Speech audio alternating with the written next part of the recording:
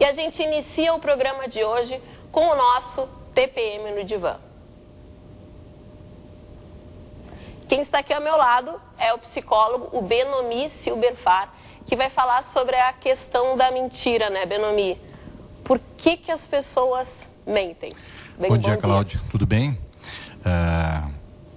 A gente tem percebido que a mentira às vezes cumpre um papel social e a gente mente por amor ou por temor. Por temor, quando a gente tem medo de alguma coisa, alguma ameaça, acaba mentindo. E por amor, às vezes, quando tu queres ajudar alguém, tu acaba usando aquelas mentirinhas aceitáveis. Por exemplo, dizer pro teu filho que Papai Noel vai descer pelo chaminé, que ele vai ganhar ovinhos da Páscoa. Isso são mentiras. Ou tu acorda pela manhã e diz pra tua esposa, como tu tá linda de manhã, né? E dá uma baita de uma enganada para tu agradar, né? Então, para nós psicólogos, na verdade, o que importa é quando o paciente tem sofrimento com relação a isso e quando ele vem buscar ajuda, que é muito difícil, né? E a gente tem nome para isso hoje na psicologia, que é a mitomania, né? Ou a pseudolalia, né? Porque nós temos aquelas pessoas que têm problemas patológicos com relação à mentira, que envolve transtorno de personalidade, né? Então vai além.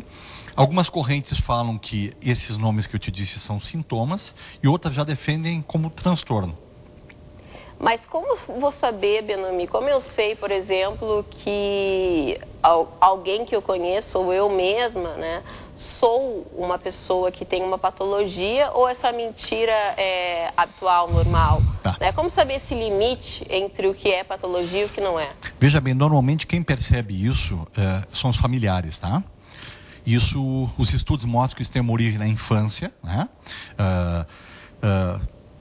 Os estudos mostram também que as crianças têm, na realidade, um segmento de fantasia quando são pequenas, que se tolera algumas mentiras pela própria fantasia. O problema é quando isso vai se perpetuando.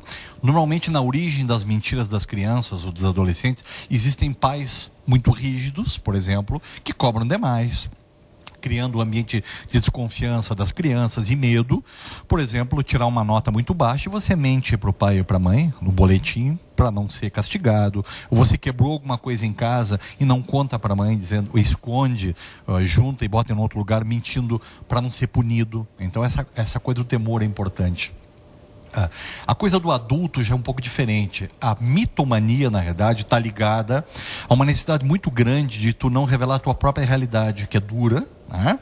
E tu acaba mentindo para buscar reconhecimento das outras pessoas. Por exemplo... Uma história até brasileira, né, que virou filme com o Wagner Moura, VIP, que ele mente ser o dono da Gol, né? Ele entra... Isto. E se passa até entrevista na televisão, se sentindo, ele entra na festa, ele participa do carnaval, como se ele realmente fosse, as pessoas acreditam naquela mentira. Veja bem, a diferença entre, no caso, a pseudolalia e a mitomania, na mitomania, os mitômanos usam a mentira como um meio, né, para tentar aliviar essa complicação de não ser nada, de ser uma pessoa insignificante. É uma não aceitação. Exatamente. A pessoa ela não consegue viver a própria realidade, que ela precisa mentir, fantasiar uma outra por exemplo, realidade. eu sou uma garota que tem um grupo de amigos e o meu pai, por exemplo, me trata mal, me bate em casa e tal. O que ela vai falar para as amigas? Que ela tem um pai maravilhoso, carinhoso. Ela não pode contar isso. Isso é muito doloroso. O que a gente faz em clínica, por exemplo? Prepara emocionalmente esses pacientes para aceitarem a realidade, porque eles se deprimem demais. O índice de suicídios nos mitômanos é muito grande, porque eles se deprimem muito em função de tentar aceitar aos pouquinhos a realidade, que na realidade eles não estão bem, que eles estão mentindo, e essa mentira cumpre uma função pessoal de se aliviar, diferente da pseudolalia, que são mentirosos compulsivos e que usam a mentira como fim para se locupletar de outras pessoas, de tirar vantagens, né? E as pequenas mentirinhas sociais, que aí é uma outra classificação, porque essas envolvem culpa. Eu estou mentindo uma coisinha para ti, mas eu me sinto culpado depois. Eu não sou um mentiroso psicopatológico. Eu usei de alguma coisa naquele momento. Mas o mentiroso psicopatológico sabe que é mentiroso psicopatológico? Os compulsivos não. Os compulsivos, a compulsão, a palavra compulsão, são atos não pensados. Os compulsivos dificilmente têm noção. Eles acreditam tanto naquilo que eles estão mentindo, que aquilo passa a se tornar uma outra realidade para eles. Nós vamos evoluir, inclusive, para transtorno de personalidade como sociopatia, esquizotipia, esquizofrenia, que estão ligados a uma criação de uma realidade diferente em função de tanta mentira. Você começa a se excluir daquilo que traz tanta dor. A parte. E quem mente, é verdade aquela história de quem mente não olha nos olhos? Uma pessoa quando está mentindo, ela desvia o olhar, aqueles velhos ditados que as pessoas falam em relação ao comportamento visual, por exemplo. Quando uma pessoa está mentindo, ela não vai te olhar nos olhos, ela vai desviar o olhar. Isso é uma crença. Eu te diria que o seguinte, ó, as pessoas que não conseguem te olhar nos olhos são pessoas que normalmente trazem culpa. Elas têm muita dificuldade de mentir, inclusive elas... São os mentirosos sociais. Eles ficam vermelhos, as pessoas que são mais na realidade perceptivas percebem que ele está mentindo. Já as pessoas que acreditam naquilo que elas mentem tão fortemente, como, por exemplo, os vigaristas, né? Eles vão olhar nos teus olhos, eles são extremamente sedutores, inclusive, eles não têm dificuldade nenhuma em olhar nos teus olhos e tentar te comprovar que aquilo que eles estão falando é pura verdade, né? Outros, inclusive, não têm nem consciência do que estão falando para ti naquele momento, de tanto que eles acreditam. Então, ele não tem nenhuma preocupação em te olhar firme nos olhos e dizer que aquilo é pura verdade para se aliviar do sofrimento de pertencer a uma realidade dura demais. Todo mundo mente, Benomi? Eu acho de alguma forma... Não existe dizer, por exemplo, eu já fiz uma entrevista aqui sobre a questão do ciúme, né? Uma psicóloga me disse que todo mundo tem ciúme. Não existe, eu não tenho ciúme, eu não sou ciumento. Todo mundo tem ciúme. Todo mundo mente? Pergunta agora. Acho que sim. Você sabe que tem um estudo publicado ano passado mostrando que 20% do que tu fala durante o dia é mentira. Ah, é verdade? Exatamente. A verdade que é mentira.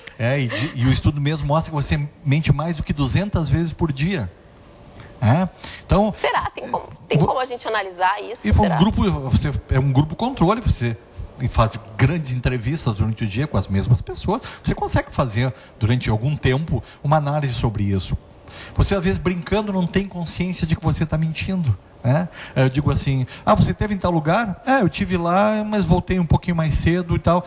E você tentou acobertar talvez uma pequena falha de um compromisso, aí você vai dizer, tudo bem, você mentiu. Então assim, a dosagem do valor da mentira... O próprio bom dia pode ser uma mentira, né? Pode. Estão num péssimo dia e passam no corredor, no prédio, mas veja encontram um vizinho, bom dia. Muito bem, então eu vou te contar uma outra coisa. Bom dia não, o dia está horrível. Nós como profissionais somos obrigados a ter compromissos sociais que a gente às vezes não quer estar lá dentro, né? Aí eu encontro uma pessoa, por exemplo, que não gosta de mim e eu não gosto dela. Aí eu vou lá e aí, meu amigo, como é que tá? Bom dia, tudo bem? Estou mentindo ou estou falando a verdade? Eu estou mentindo, porque talvez no fundo eu não gostaria que ele tivesse um bom dia, eu gostaria que ele tivesse um péssimo dia. Mas a etiqueta me faz que eu dê um bom dia. Isso é uma mentira ou não é? É uma mentira. Então, por isso que se você for classificar o que é mentira ou não é, você mente muitas vezes durante o dia. Para os filhos, no trabalho. Mas a mentira não pode se tornar um hábito, por exemplo, o nosso corpo é super condicionado a hábitos. Né? A gente sabe repetição disso. de estímulos. A repetição de estímulos, Se eu começar a caminhar todos os dias, eu vou começar a ter o hábito de caminhar e a vontade de caminhar. E se eu começar a mentir todos os dias um pouquinho, Benomi? Você vai entrar... Aí eu começo a mentir, aí... Isso acontece com as crianças. Uma mentirinha aqui... Quando eu vejo, me torno uma mentirosa. Isso acontece muito com as crianças. Os pais acham uma maravilha que a criança está fazendo algumas invenções, algumas mentiras, né? E vão tolerando. Essa repetição de estímulos aceito pelos pais que são modelos, a criança vai usando aquilo como hábito, porque os pais não repreendem, não havendo problema nenhum, ela está tendo ganhos com isso. Por que eu não vou repetir? Como ser humano, a gente aprende que todo dia, quando alguma coisa dá certo com a gente repete, não é isso? E quando dá errado, a gente se é inteligente... Se a mentira colou... Então por que não vai fazer de novo, entendeu? Então, o Joseph Volpe, que trabalhou comportamentalmente nos mostrando que repetição de vários estímulos acaba se tornando certamente hábito, como roer unha. Você começa a botar a mão na boca, daqui a pouco você está roendo unha. Você tem um câmbio no automóvel que você faz mecânico, né? Você no primeiro dia talvez vai olhar para ele para botar uma marcha, mas e depois você anda, nem põe o olho nele. De novo, a habituação. A mentira funciona da mesma forma. Outros hábitos, outros mau hábitos, também como a mentira, também funciona a repetição de estímulos como uma habituação. Tem como controlar? O pessoal que está em casa agora está se identificando, Benomi. Tem tratamento, tá? Eu minto todos os dias.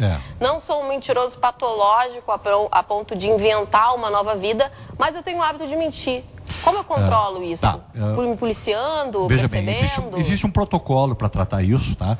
Normalmente as pessoas não buscam ajuda, eles têm muita vergonha de admitir que são mentirosos, então normalmente é um familiar que traz, tá? Então é importantíssimo que a família entre no processo para que você tenha um referencial dentro e comece a apontar onde é que está o erro. Para, está começando de novo. Outra coisa, são pacientes que têm que ser medicados. Normalmente você tem que medicar através de um bom antidepressivo, porque a nossa função como terapeuta é começar a trazer dados de realidade, que é muito doloroso para esse paciente, e prepará-lo emocionalmente, né, para suportar essa realidade, né, para não cometer suicídio, por exemplo, e ter sempre algum referencial do lado que você possa apontar. Isso passa a ser praticamente por um novo treino de habilidades sociais, para ele aprender a ou não mentir, ou a mentir muito menos. Né? Depende muito do grau que esse paciente apresenta em relação à mentira, os ganhos que ele teve, né? Como é que ele funciona. As pessoas que têm culpa são muito mais fáceis de ser tratadas do que aqueles que dissimulam. São os que desviam o olhar. Exatamente. Ou aqueles que dissimulam e usam a mentira como um fim. Mesma coisa se você trazer para, olha, meu irmão é vigarista, mentiroso, e eu quero que você trate ele. É muito difícil isso, né? Ele se habituou a ter ganhos na vida toda assim. Então, é difícil. Mas eu acho que para as pessoas que têm a mitomania, que na verdade você usa essa realidade para não sofrer e para você poder buscar reconhecimento, é bem diferente daquele que usa para prejudicar o outro, que é mais complicado. Quem fala mais, mente mais? Ou não tem alguma associação? Não, eu acho que não tem relação. Tem aquelas pessoas que falam e contam histórias. Eu acho que a mentira está muito mais ligada à sedução. Se você consegue ser um sedutor e seduzir mais a pessoa que está te ouvindo, tu tem muito mais facilidade de convencê-la. E vem a questão do convencimento, acreditar naquilo que você está falando. Aqueles que vendem até a mãe. Brincadeira, né? Então, são pessoas que têm a habilidade de convencer o outro, que o outro chega a nem piscar. Então, você pode envolver a mentira aí e, com facilidade, você pode enrolar o outro. Então, essa ligação entre a capacidade de persuasão e a capacidade de convencimento está muito mais fácil para essas pessoas mentirem do que qualquer outra que dificilmente mente. Ou dói para mentir, né? Eu tive que mentir, puxa, passei super mal, já viu isso? Com certeza. Então. E quem é que mente mais, Benomi, na tua opinião, ou até em relação a estudos aí? O homem ou a mulher? Quem é mais mentiroso? Olha, eu acho que é muito difícil isso. Eu acho que o que planta... Não esquece que está num programa de mulher. Não, eu acho que é difícil dizer isso, porque eu acho que está ligado à capacidade, inclusive, de se comunicar, de convencer. Isso vale para homens e vale para as mulheres. Eu acho que não tem uma relação. Eu não conheço nenhum estudo que diga quem mente mais, se é o homem ou a mulher. Não conheço. Te diria que não conheço. E tem cura, Benomi? Uma pessoa que uma vez aí tem uma história... de uma vida totalmente de mentira, ela acredita que ela é uma coisa que ela não é, né? Aí fantasia profissão, fantasia histórias, mente que tem uma família, muitas vezes não tem uma família, uma mentira assim que chega a ser totalmente grave, né? A cura, Eu não acredito em cura nesse sentido, eu não acredito em cura em transtornos mentais, eu acredito em controle, né? Você dá ferramentas, instrumentos de enfrentamento das situações de forma diferente, para que essa pessoa tenha alternativas de poder viver uma vida mais adaptativa e ter controle sobre isso, poder pensar antes de mentir. Esse é o grande problema, né? Tem pessoas que mentem compulsivamente e não pensam antes. No momento que você ensinar esse paciente a pensar antes de mentir, ele vai optar. Ele vai trabalhar em consultório para saber que alternativas ele teria ao invés de mentir. É difícil? É difícil, mas você tem que treinar essa pessoa, você tem que ter alguém que auxilie ela em casa, você tem que criar um ambiente favorável para isso, você tem que tirar essa pessoa de ambientes... O apoio da família é fundamental. Fundamental. Você tem que tirar a pessoa de estar se expondo em ambientes que são favoráveis para que ela minta. Então é um conjunto de estratégias que eu tenho que fazer para essa pessoa ter controle e não cura. É muito difícil, né? Porque...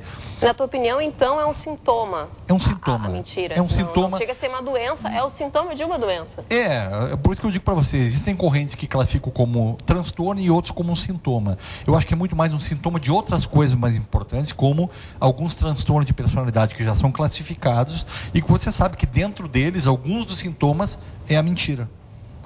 Inclusive as pessoas que, se você procurar narcisistas, pessoas com transtorno de grandeza, você vai ver, de personalidade, vai ver que a mentira é muito usada para você se valorizar e para ser às vezes mais do que o outro, ou desvalorizar o outro, e aí a mentira acaba entrando, às vezes sem ser percebida. E para quem quer entrar o ano aí, não mentindo mais, Benomi, a partir de agora, quem ainda não mentiu hoje, o que pode fazer? Eu acho que pensar... Quem não tem a mentira patológica, obviamente. Aquelas pessoas que mentem socialmente. Eu acho que é pensar sobre isso. A gente trabalha em terapia cognitivo-comportamental e a gente sabe que os nossos comportamentos e as nossas emoções são justamente influenciados pela forma como a gente pensa. Você ganhar estratégias diferentes de pensar, com certeza absoluta, você vai ter outras alternativas a não ser mentir. Mas veja bem, às vezes a mentira tem um uso muito importante para que você possa salvar alguém no momento, e você vai ter, mas eu usei de uma mentira, a pessoa na verdade não sofreu acidente, ou não foi em tal lugar e não se expôs, viu como aconteceu tal coisa. Aí eu pergunto, a mentira teve uso ou não teve? Então é muito difícil você classificar se a mentira teve um uso pejorativo, maldoso. Quando ela tem um uso, uma utilidade positiva, né, aí é válida. Desde que você não use para se locupletar com isso. Então, é difícil. Por isso que a questão da cura é muito complicada, né? Porque você tem que julgar qual é a qualidade dessa mentira e qual é o fim que ela tinha. Bacana. Benomi, adorei te receber aqui. Igualmente. Não é mentira, viu? Não? É verdade.